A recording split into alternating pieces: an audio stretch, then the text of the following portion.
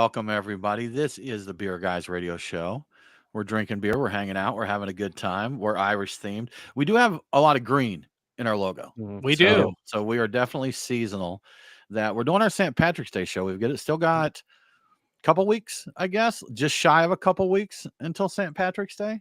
Yeah, at the time. Yeah, right now. Yeah, So, I think it's a week and a half. 17th, is it? Yeah, something like that. Week and a Is half. that it? Yeah. So You're not wearing green, Tim. I just noticed that. there's got to be some green in here somewhere. I've got to have a Beer Guys sticker or something around here that I'm just gonna have to come and pinch me, Brian. Get a highlighter or something. Just like draw a stripe over here. Put it on there. I was too late to do it, but I went on Amazon yesterday, and you know how sometimes they'll have guaranteed delivery by tomorrow. I tried to get a St. Patrick's Day wig, and one of the things that they had, it was a girl's costume, but it was a pair of tights, a pair of like fingerless gloves that went up to your shoulder, a wig, and shamrock eyeglasses. And I was like, dude, I should totally get that and put all that. I don't think the leggings would fit me, but my arms aren't too fat. I probably could have got the gloves on and the wig and the glasses. And I think it came with like a green, what are they called? Boas or whatever that you the garland looking thing there. So, but I couldn't get it in time. So here we are, guys. Here we are. We did it. But yeah, y'all, thanks for hanging out with us. We greatly appreciate it.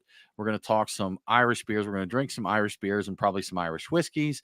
Talk a little bit about St. Patrick's Day, traditions, lies, legends, and all that good stuff. But if you have something to throw in, please do put it in the comments. We'd love to hear from you. And with that said, let me get down here to get to my music. And I guess we're going to get into the show. All right, here we go.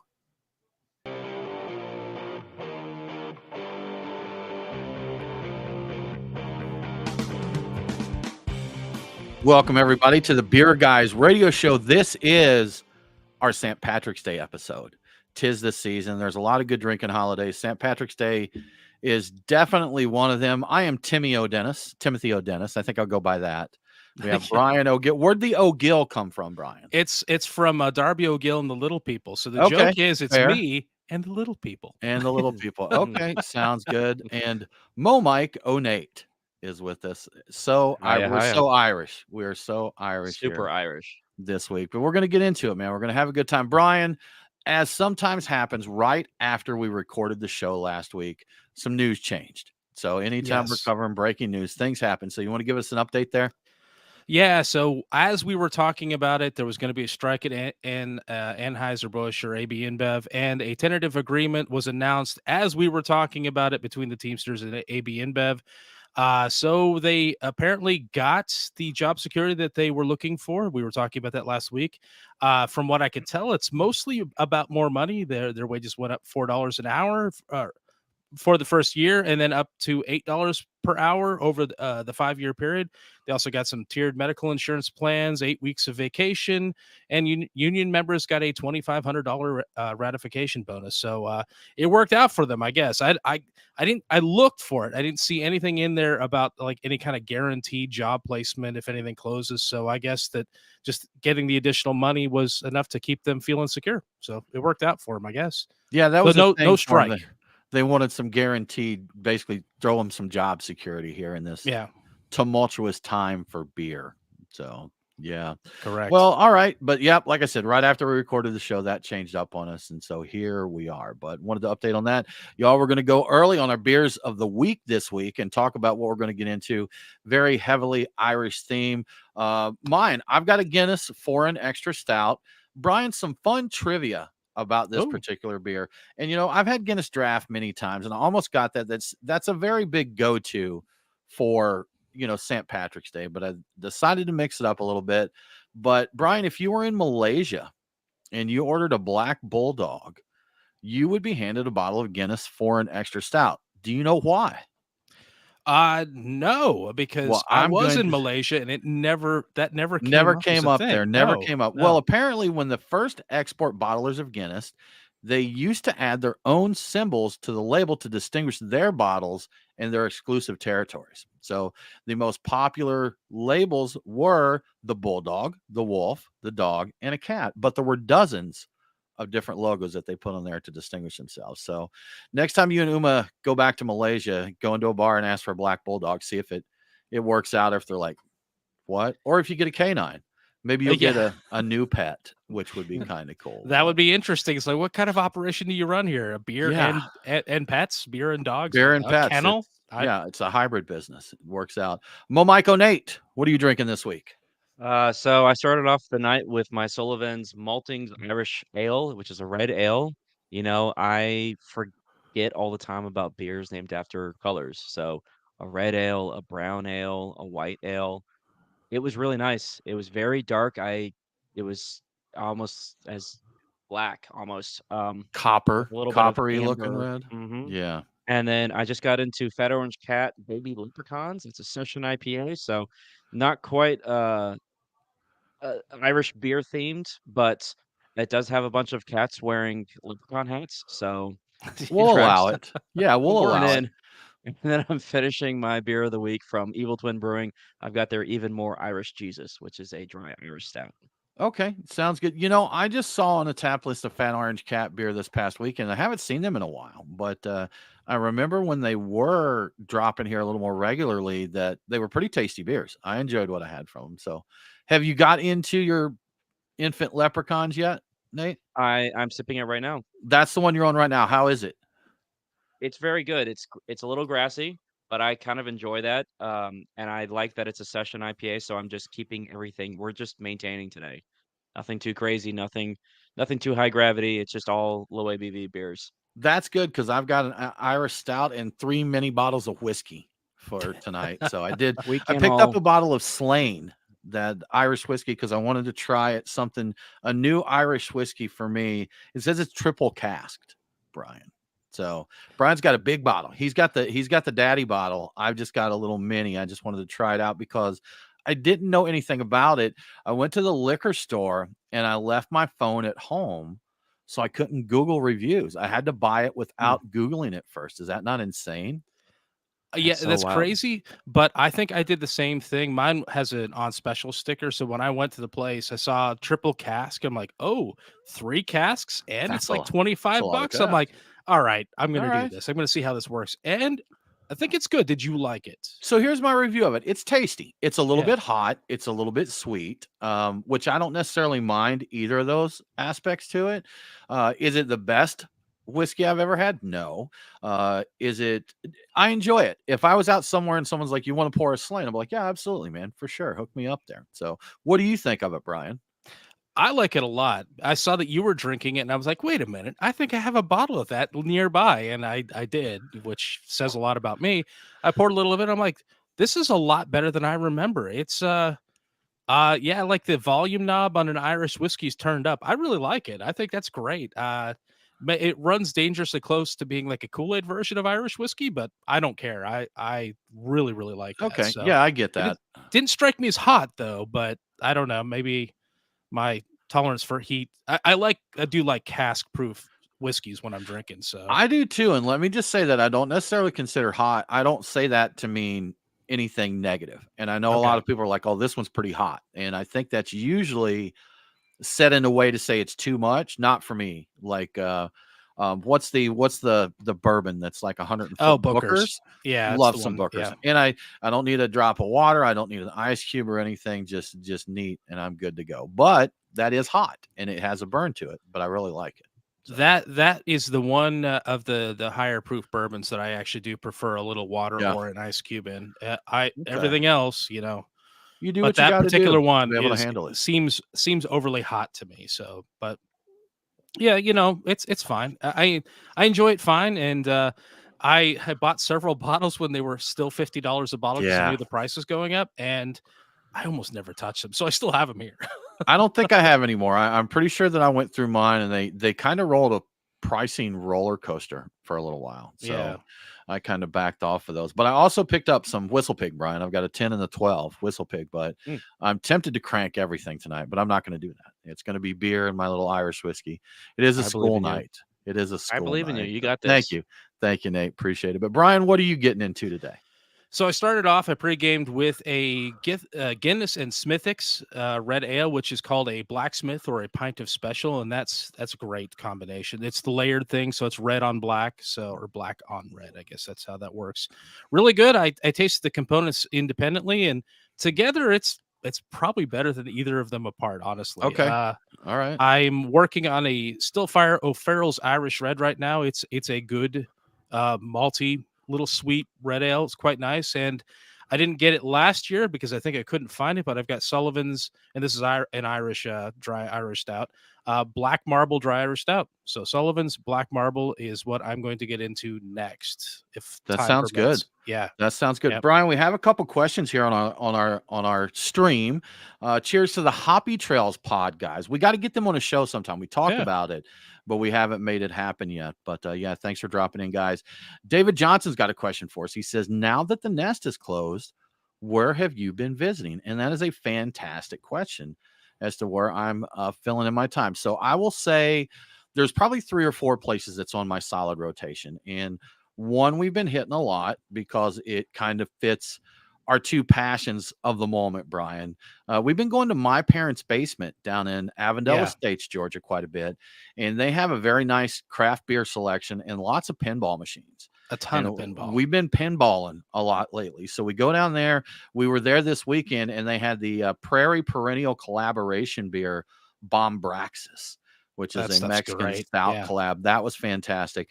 A little bit of a haul for me, but I get up to Goodword probably more than a lot of places that are that far from me. So I enjoy going to Goodword, checking that out. And then we head down to the south side of town to Halfway Crooks. We Yeah. go down there a good bit. So I would say outside of that, I don't think there's any that we hit enough to be kind of regular places. We kind of rotate it from there. But I would say my parents' basement, Goodword, Halfway Crooks, all are pretty regular rotation for us. So that's for now. Those are the places I've For been. now. I would say look for places that have a lot of pinball because we did hit Schoolhouse a few times recently. Yeah, we have hit because they Schoolhouse have a lot, yeah. what is it? Medieval Mat? No, Monster Mash is the one they've got, and that's a particularly that's favorite a great- table. I think of both of ours now. I didn't used to like it, but Yeah. now I'm a fan. So The vintage tables are great. that's So right. Yeah, we're getting too nerdy because Brian and I were chatting at night on Discord about strategy for playing pinball machines and watching videos. It's like, hey man, did you see this one? He says to do so and so. So it's fun, man. It's it's something to do. It's not hurting anybody. We have beer, we play pinball, everybody wins. But we've gone so entirely that's too it. far with it. But my other favorites. I think my favorite right now still is the Godzilla pinball. I like love it. Godzilla, and David's right. Schoolhouse does have Foo Fighters, and that's Foo a good Fighters? one too. And they have a machine there called the Godfather that is Yeah, that's a from good one too. a company called, I like to say Jersey Mike's, just to get you to correct me, Brian, Jersey because I know Jacks, it's not, yeah. but it's Jersey Jack's Pinball.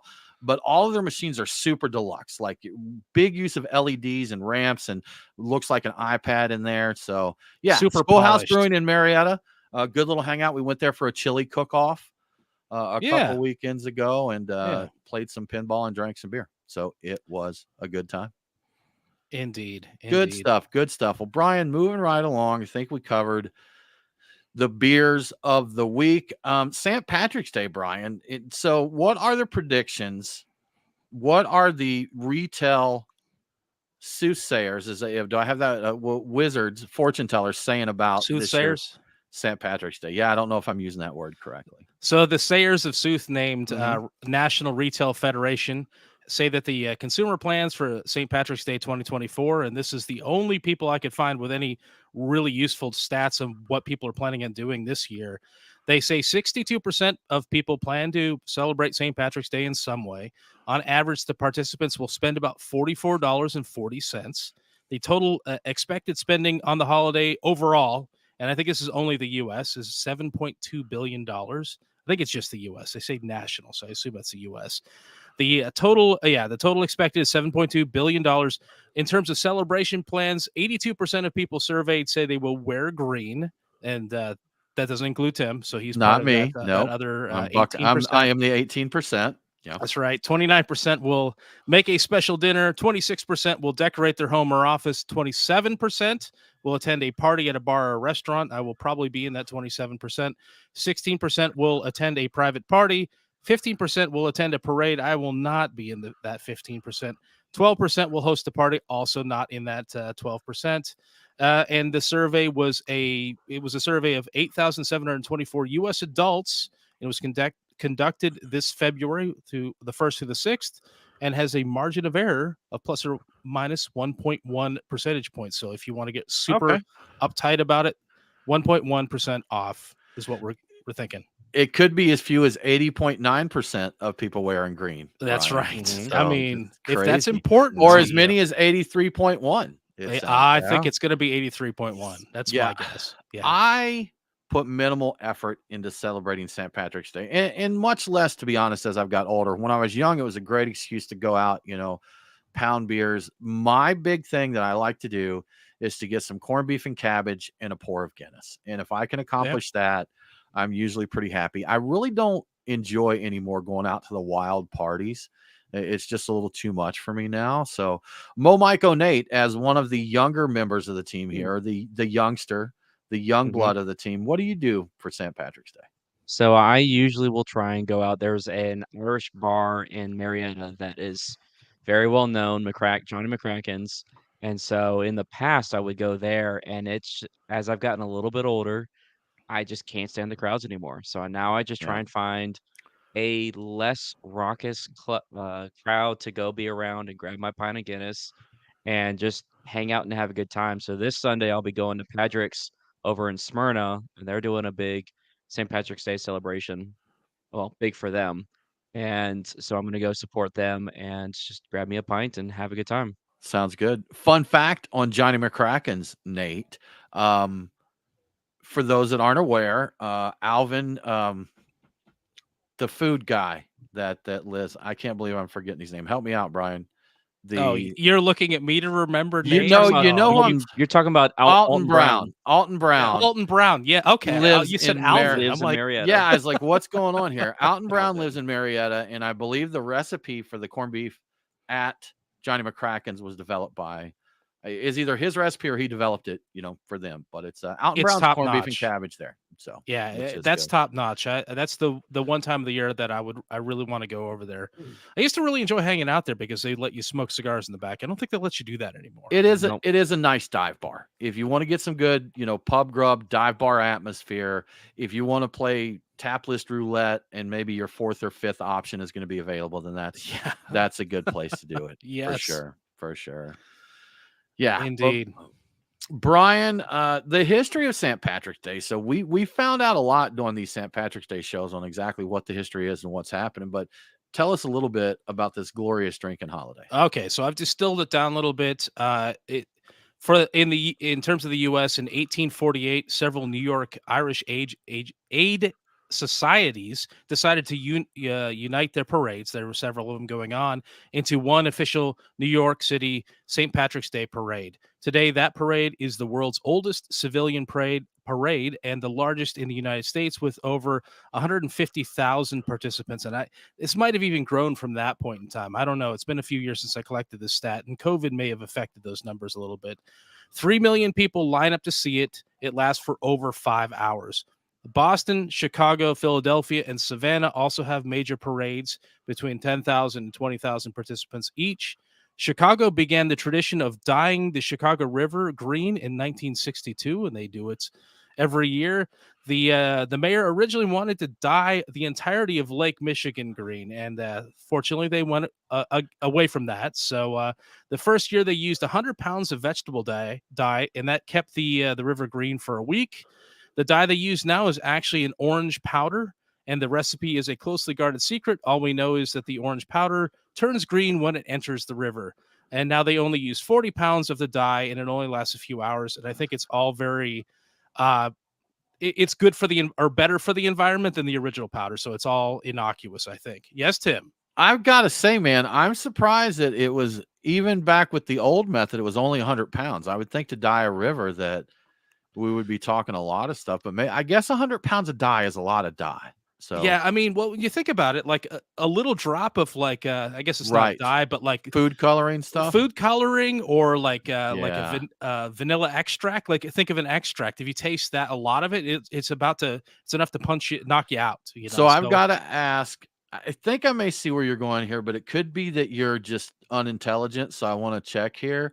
Why are you comparing taste to color? intensity. What I'm Okay. saying is All right. the same thing works with extract. The extract is super dark, but like it just from Okay. another thing, a taste perspective, like the intensity of an extract, it's the same kind of thing. The intensity of it, you want to put a little bit into a large volume to have that impact. So So I can say as synesthesia, Tim, is what I'm going with this. okay, Really, cool, yeah, man. Sounds yeah, good. You know, as I've mentioned a few times before in a previous life, I was a candle maker with my ex-wife, and there were liquid dyes as well as solid dyes, and the solid dyes were tiny little diamond shaped things. And on certain candles, the color we wanted, which could be pretty deep, we may only use like a quarter of one of these little things. And I mean, we're talking something like half the size of a pencil eraser would be how much it was to, yeah. I forget the size of the blocks. They were like 10 or 15 pound blocks of wax. And, you know, one of those little bitty chips or a quarter of some of those little chips would occasionally, you know, dye the candle to the color that we wanted. So yeah, intensity, Yeah, intensity. the ratio, it's a similar kind of ratio. I'm Yeah. talking about ratios, Tim, and not Ratios. It's about the yeah, ratios. not social media ratios, but yeah. Okay. Yeah. Maybe I'll run over to the park next to me and see if I can dye up the little duck pond there and Yeah, see you know what what? they get out Drop of there. get you 40 pounds of dye, Okay. Orange, yeah, right? orange, Can I just apparently use like orange. Tang? Uh, well, I don't think that's concentrated. No, distill it. Like make tang, but then Okay. distill the That makes tang and see if sense. that works. Yeah, Yeah. that checks out. Okay. Yeah, Yeah, yeah. I'll keep you posted on that. That All right. sounds Looking good. forward to hearing about that. Yeah, Uh, yeah. and I will not be paying your bail, FYI. Well, what kind of friend? Nate, can I call you to get me bailed out? I'll pay your bail. I We got you. got Venmo. Me and Nate can make. Yeah. We'll I don't make have things Venmo, so right. I can't help you So at all. yeah. All right. Sounds good. Now, Brian, looking back at the history of St. Patrick's Day, it goes back quite a bit. Traditions have changed in that, and some interesting facts about St. Patrick. Yes, yes. So it's as most people know, it's celebrated annually on March 17th. It's been observed as a religious holiday for over 1,000 years. Historically, people would attend church in the morning, then they would drink and they would dance and they would eat a traditional meal of Irish bacon and cabbage. So Saint Patrick, there's a lot of interesting stuff swirling around the internet about him. He lived during the 5th century. He was probably born around 390. He was kidnapped, I think, by pirates and brought to Ireland as a slave at the age of 16.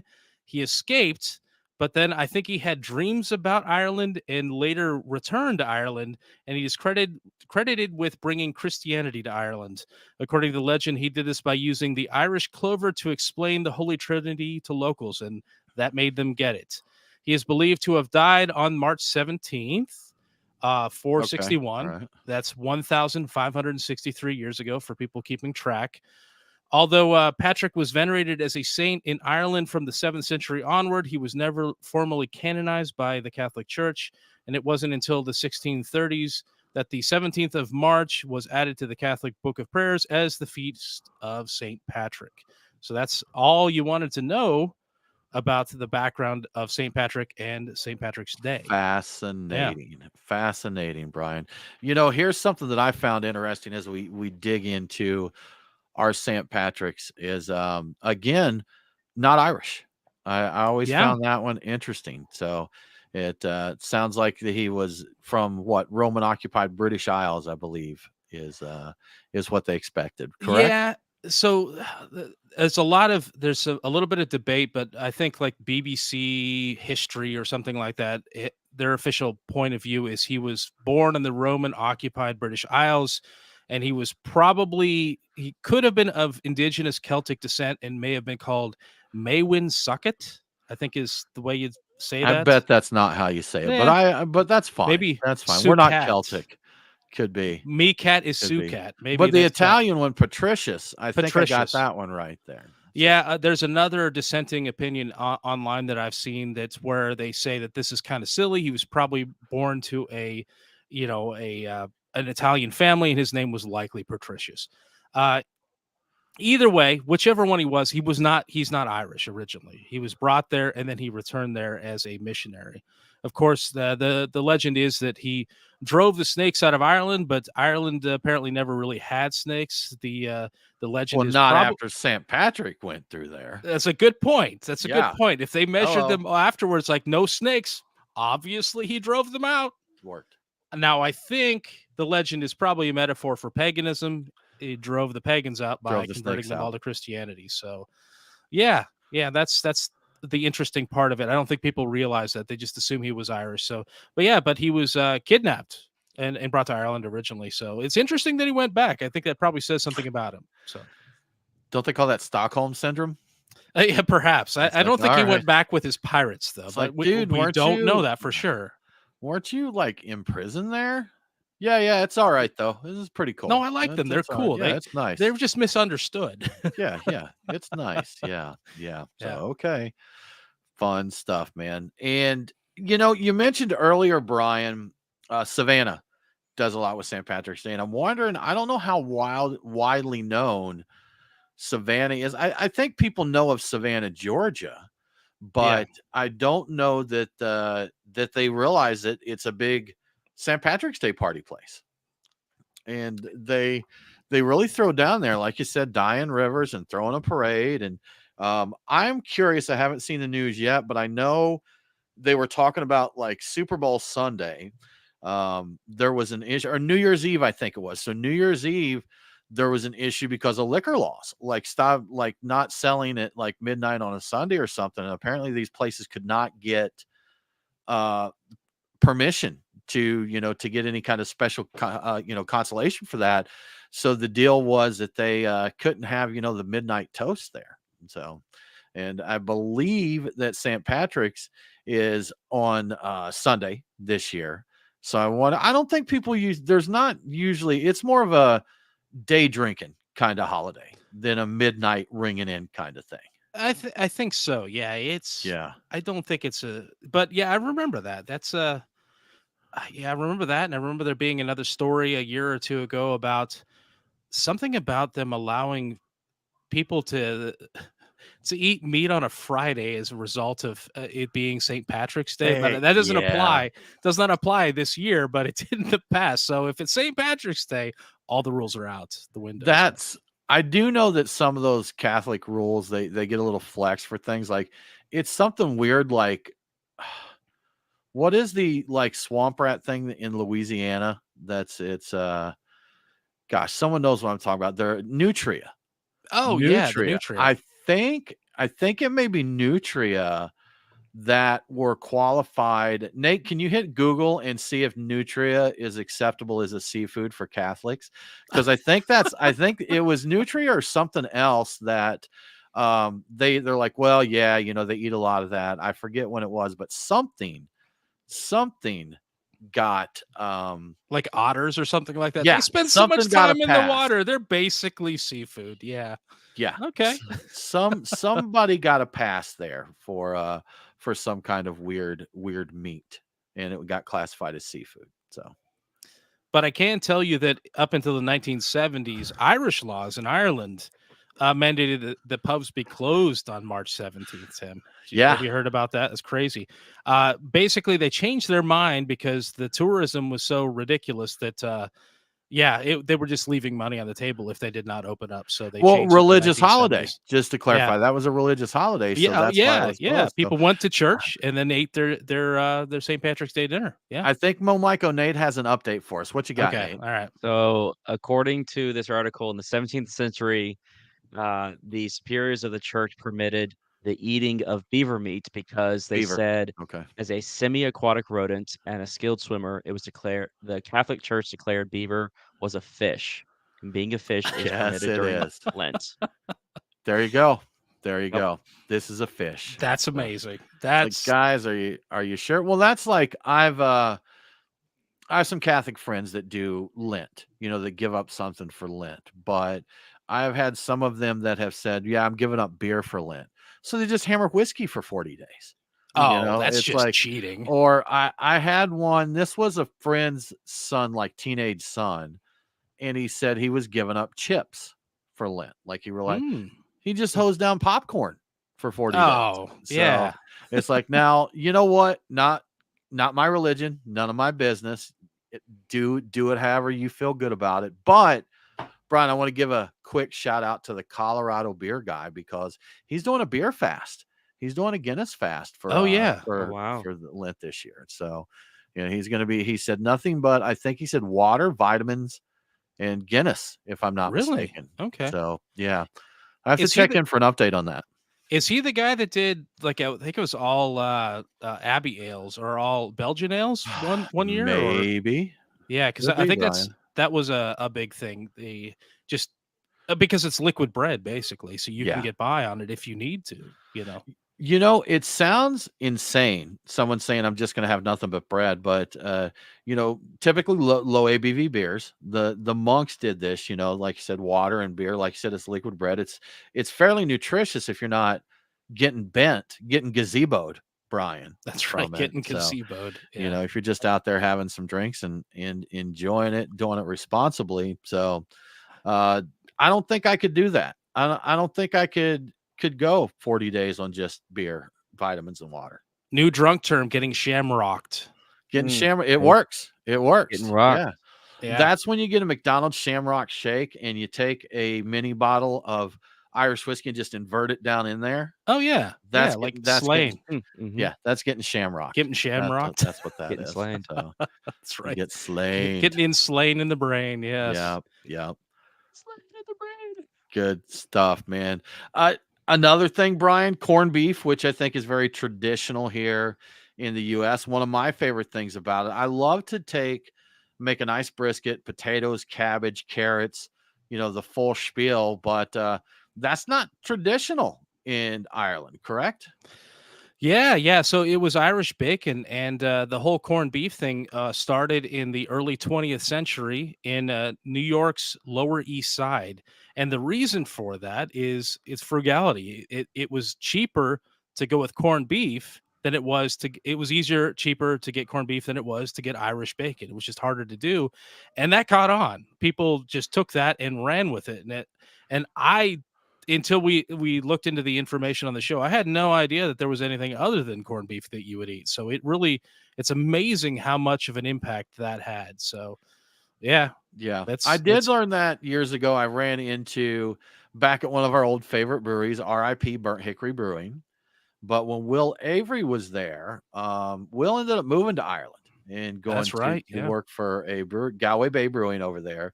But they had like the maltsters, the Irish maltsters came over there, and I think we got to chat with them about St. Patrick's Day. I always think it's fun to find someone from a culture and find out the reality of what's going on. I remember years ago running into an Australian dude. They had an Australia Days at Zoo Atlanta, and it was a beer fest, beer and wine, Australian beer and wine. And they had the Foster's oil cans there, of course. And I was like, do you guys really drink this? It's Australian. He's like, no, absolutely not. So I'm like, man, they're not going to Outback and having oil cans over there, Brian.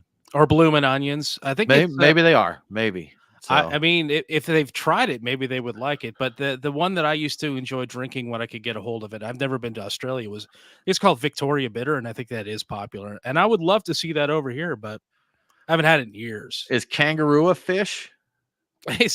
How much swimming does it do, Tim? I think that's all we need to figure out is, does it spend a lot of time in water? Because if it does, yes, it's a fish. If it's apparently a capybara qualifies as a fish. Okay, so that would put nutria in the same family, and maybe that's so. Yeah, if capybara, beaver, I would bet that nutria fall in there as well. So delicious, delicious fishes. Corned nutria. Eat more fish.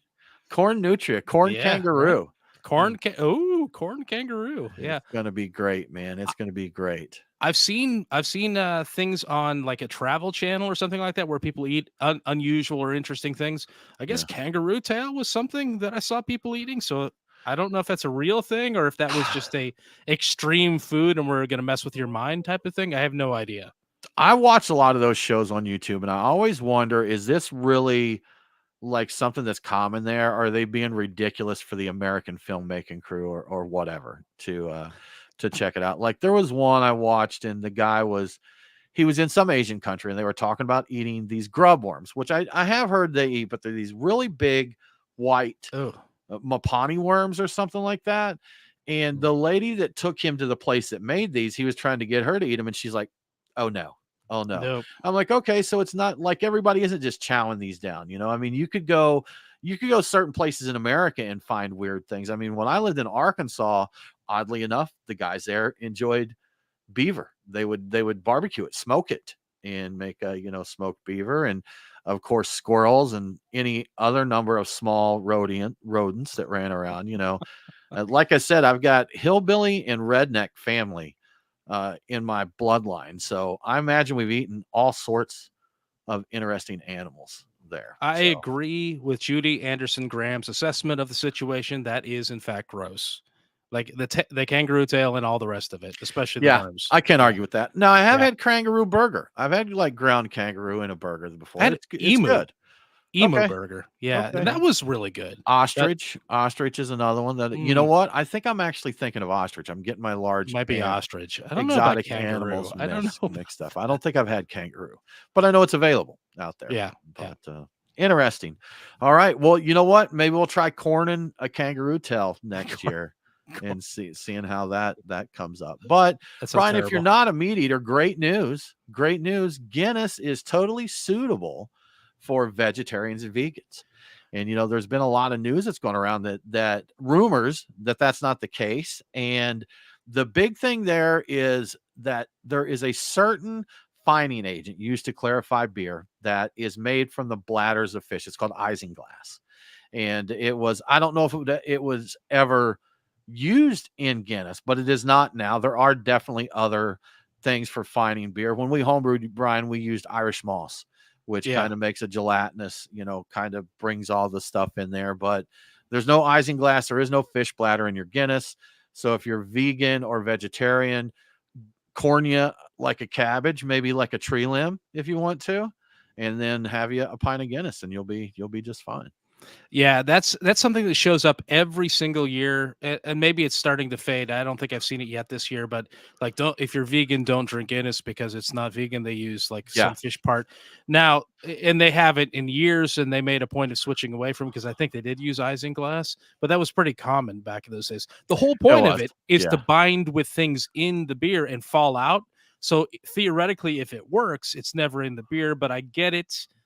Theoretically, it could be, and you don't like that. I get that, but they don't do that anymore. So don't do it anymore. If that's keeping you from drinking the Guinness, then don't worry about it. You're safe. They don't do that. So found other ways. That's definitely something, that I think was common back in the day, Brian, but there's other things used now. Maybe some breweries effective. Still use their isinglass, but not anymore. Well, Brian, let's give some shout outs here to our fantastic sponsors. I want to give a shout out to our friends at Terrapin Brewery Atlanta. And Brian, they're participating in a very unique event this year. The annual Team Hitty celebration from the Giving Kitchen will go down at Truist Park this St. Patrick's Day.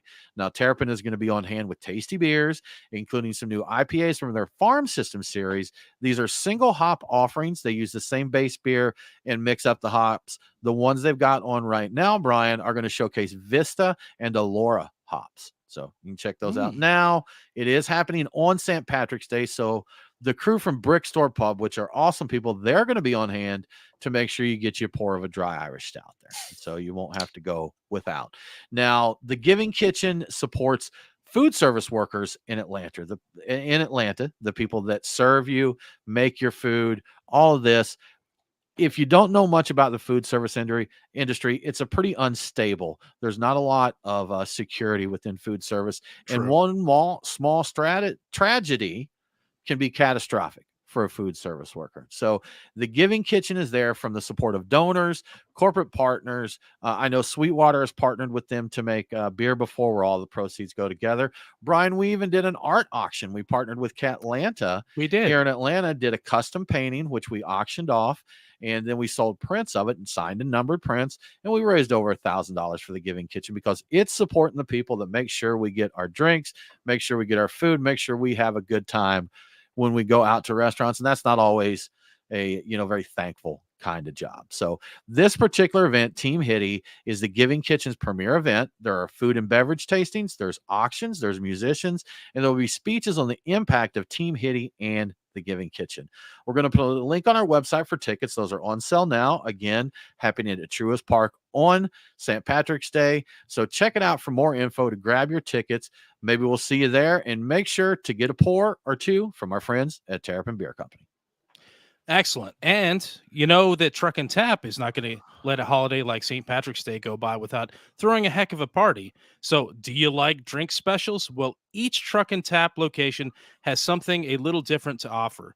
The original Woodstock Truck and Tap location, still kind of my favorite just from nostalgia point of view. They're going all out with Irish beer mules, Irish apple shots, and something they call Irish lemonade. Is that just lemonade with green food coloring and maybe vodka? There's only one way to find out. You got to show up and drink some. Over at Truck and Tap Duluth, they're serving up Irish car bombs and Irish coffee martinis. They're going with the hot theme. I like that. That's where we did our hot drinks show. And they'll have a DJ spinning there in the evening for your listening enjoyment.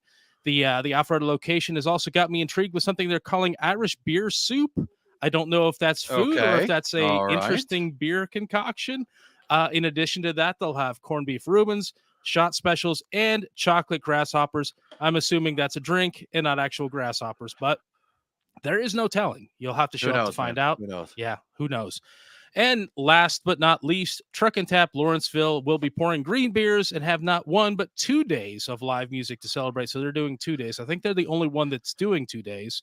And I believe they still have the Old Rasputin on Nitro there. It's not a dry Irish stout, but it might give you that feeling too. And maybe they'll turn it green for you. I don't know. But before you head out, make sure you go check out Truck and Tap's website, truckandtap.com, and look at the social media for time and details about these events. Thank you very much to Truck and Tap for their supports. I think you may need 40 pounds of orange dye to turn a pint of Old Raspy green. Probably. Yeah. At least 40 ounces of it. At least 40 ounces, right? Yeah.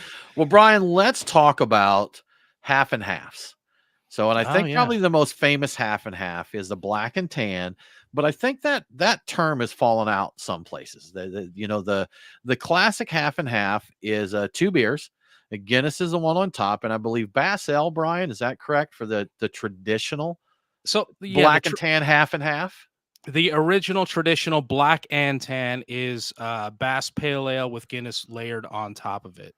So it's, if you do it properly, there should be a clear separation. I think most people have seen it between the lighter beer on the bottom and the Guinness on top. So you get that nice two-tone thing that just kind of looks magical the first time you see it. So if you've never seen it, if you've never had one, you got to get it. You got to do it. It's kind of fun, and it doesn't mix together as you drink it. It actually does kind of maintain some layering. I was going to try to keep the one I pre-gamed with, but I made it too early and it didn't last. But the entire time, there's a little bit of Guinness on top and a little bit more of the lighter color beer on the bottom. So, yeah. So in terms of like how do you make it? If you wanted to make your own, it's pretty simple. You fill your glass halfway up with whichever beer you're going to half and half with Guinness, and you carefully fill the glass the rest of the way with Guinness. You can pour gently over the back of a spoon, or you can use some sort of a special layering tool. And I have used a number of different special layering tools, and the people watching our live stream will possibly see a couple. Oh, you've got a stock of them now, huh? I do. I've tried several of them. So there is the black and tan turtle, which I have, and it's shaped like a turtle. It's got a little mouth that's a bottle opener. It's pretty cool. It's got feet that hang over the edge of a glass. It's not well suited to all glass sizes, but it's effective in layering it. You got to be a little careful with it. Of course, there is the bar spoon, the traditional spoon that's used is kind of bent so it fits over the lip of the glass. I've used those. They can be a little messy, but you can get the job done with those.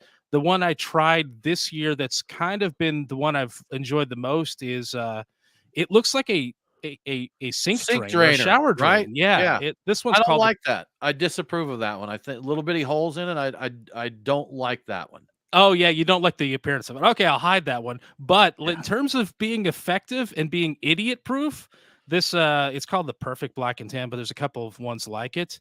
It's incredibly good at keeping you from accidentally pouring too hard. The Isn't whole it key, really slow dripping out of those little holes it's though? I not mean, too bad. It's not too bad. okay, There's a alright. lot of them. It drips pretty quickly, and the separation of beers with that is it's like I said, it's idiot proof.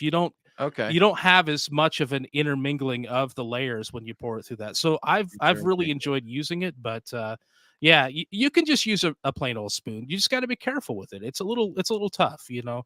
Maybe grab a spoon you don't care too much about, bend it a little bit so it fits better into the glass. Just pour carefully. So that's how you do it. Very That is good, how man. you do it. Yeah. Very good. Brian, some more chatter on our live feed. We love it. Mara Brothers Oysters says, "What's up from North Carolina?" We had a good time Oh, chatting with love those them. guys. Yeah. Yeah, we chatted with them over at the Good Word Beer Fest and enjoyed their oysters quite a lot. So that was a good time Yeah. there. They So said they'll be back for this year's event. nice, man. Nice. Yeah, that'll be one. We never miss those, man. We never miss those at all. So it's going to be a lot of fun. You know, I'm going to back up just a little bit to something we talked about dyeing things green. And that seems to be something that people get pretty passionate about. Mo Mike Nate, what are your thoughts on green beer? I think it's more of a gimmick and something that is a little fun, but it's not for me. I Okay. don't get All excited right. over it. Brian O'Gill, what's your thoughts? Well, me and the little people love Yeah. our green beers. Okay. I Sure. like it. I think it's fine. It's just food coloring. I know it's silly. It's fun. I'm gonna get it. If it's there, I'm definitely gonna get it. I'm not gonna drink a lot of it. Probably I'll have one, and then I'll have whatever I want to have. Maybe I'll have the Sullivan's Black Marble Stout, like the one I'm drinking right now. Who There you knows? go. Whatever. How's You that? know, How is that one, Brian? I have not had that it's one. good. It's good. Okay. It's more chocolatey slash chalky. It's an interesting. It's definitely different than Guinness. It's Okay. good. So yeah. Nice. Nice. Yeah, I like green beers, man. I think it's fun. I think it's stupid, you know? And I did a pint one time where I just, dyed it up a little bit. Fun fact, use blue food coloring if you're doing like a pint of a yellow beer Mm, because Gotcha. Yeah. yellow and blue, guys, yellow and blue. yeah. So, I think it's fun. I think it's a silly way to celebrate the holiday. I think there's people that get too bent about it, like really take a passionate stance against green beer. And I just don't get the point in that. So, no one is going to force you to drink a green beer. And, if you don't like whatever beer they happen to be turning green, then don't drink it, man. Yeah, don't It's that order it. simple. If you don't like the beer, don't drink it. So I'm disappointed that it's not like those what was it, the squid ink buns? Was a McDonald's thing that they did oh, they in did, yeah. in like Japan or Korea where if you ate it, it actually affected That things wasn't later Japan or on in terms Korea, of Brian. color.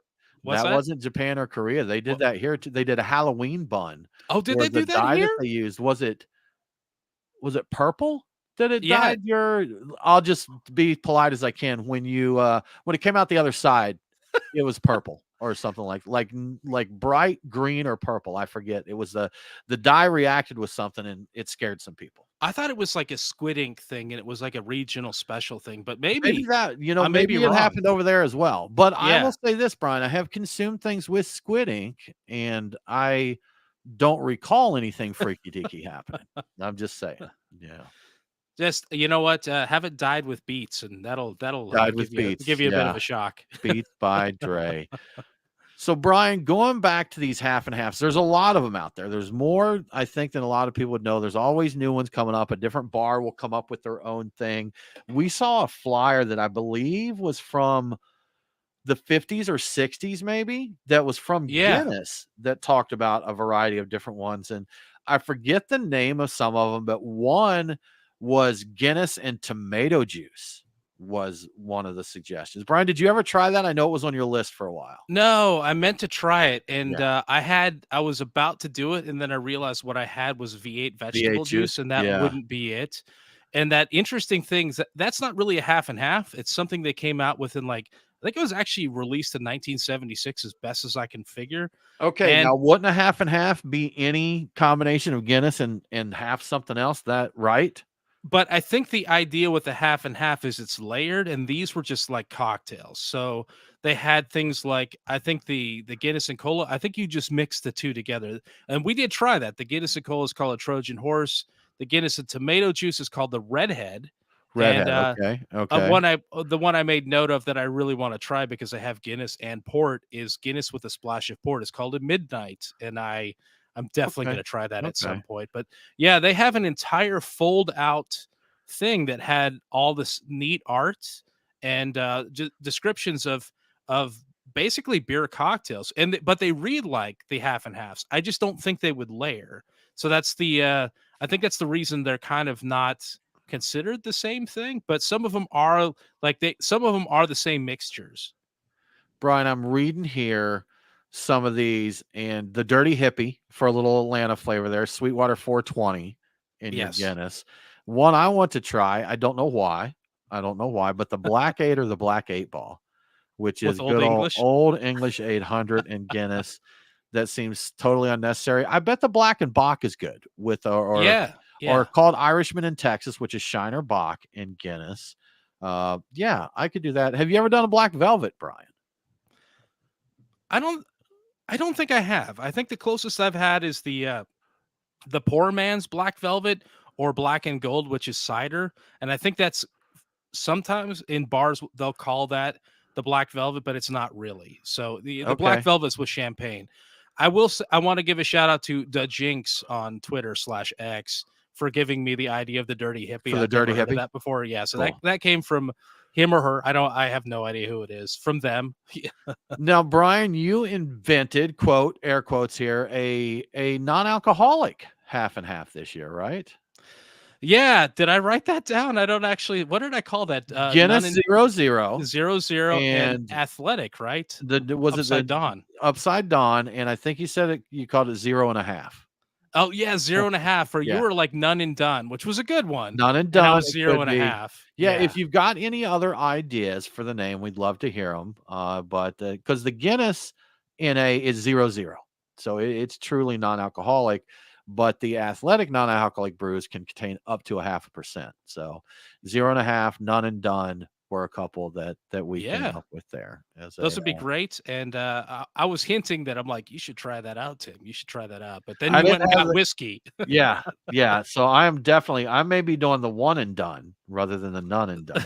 The one and done. Yeah. Yeah, Yeah. absolutely. Well, guys, we're getting to the tail end of things here, but as you drank through your beers and whiskeys or whatever, what have your thoughts been? Nate, how about you, man? How have your beers treated you this week? As I was drinking through the Fat Orange Cat, it finally hit me. It kind of drank like one of those non-alcoholic IPAs. It had a little Interesting. bit more malt character to it than I was expecting, but it still was showing as a session IPA at 5.9%, which somehow just had the flavor of a non-alcoholic IPA, but it has all the alcohol of an alcoholic Now IPA. to clarify, one thing I'll say, and this isn't a knock on NA beers, it's just kind of the way things go. The malt character presents as a bit warty for those who Mhm. know homebrew. Is that what you're getting in your Fat Orange Cat? Is a little warty malt? That's exactly what I'm getting. Okay. All right. Mm, I figured that's what okay. you were saying. If you said it kind of reminded you of that. Yeah, Yeah, kind of but the I've got the even more Irish Jesus Dry Irish Stout from Evil Twin in my glass right now, and it's just a nice way to round out the show with those really warm, roasty flavors that I would expect out of a Dry Irish Stout. very good. Very good. Brian, we talked a little bit about yours, but which of your 37 beers impressed you the most? The Black Marble? Yeah, so I like the Sullivans. It's very chocolatey. It does have a little of that chalkiness, but it has some of that nice roast. It's very different than Guinness. It does not have the Guinness has that little twang, that little tart. And I think that based on looking into it in the past, they actually add a little soured beer, or they add a little Yeah. what's the thing that the kettle souring agent that they add to it? Lactic It, acid? I think that they might add that now, but it used to be a little bit of soured Guinness. But if you have Guinness and you really pay attention, it's just definitely got that twang. This doesn't have it. It's very chocolatey. It's very rich. A little bit of like a chocolatey hard is that like a hard water type of thing and Right. roast. Okay. It's really Uh-huh. nice. Uh O'Farrell's was good. It's a good red ale, nice malty sweetness to it. That that blacksmith, the Guinness and Smithwick's, that's a great combination. And I drank a little of each independently, and I do like Smithwick's a fair amount too. That's a really Yeah. good beer. So I think we had the discussion Yeah. last year, Brian, about the pronunciation of Smithwick's, or that, because I've heard it a few different ways. We won't dive into that. We don't have enough time to no, argue. We no. don't have enough time to argue that argument this year. But yeah, definitely one that people seem to have their own opinions on. I think the ones that I've seen the most opinion on are like frat boy Americans, who probably are saying it wrong, but they're highly opinionated on the way they say it. But whatever, man, whatever. I went to Yeah. London on an educational exchange, so now I know everything in the entirety of Great Britain, the way it works. So Yeah, you get that snapshot. I like that. I used to think that I knew how to pronounce most German words because I took a semester and a half of German, and then I realized that I've listened to actual German speakers say the words that I thought I knew how to say, and I'm like, oh, oh, I'm yeah. really way off, or my memory's really bad, which I know, or I was really way off to begin with and just never got it. So yeah, it's like, oh, I missed that one. That's not even close. Yeah. So. As it turns out, I'm an idiot. That's Yes, not right it's at all. once again, proving that I am not. Definitely not. Yes, absolutely. Well, the opposite of that. The opposite of this. Y'all, thank you so much for hanging out with us for St. Patrick's Day. We hope you have a good time. However you choose to celebrate, whatever land-based fish you decide to eat, you just rock on, get you good beer, make you half and half, have a good time, stay safe out there. And y'all, we appreciate you tuning in. We hope you have a fantastic week. And don't forget to drink local. Cheers. Or Irish.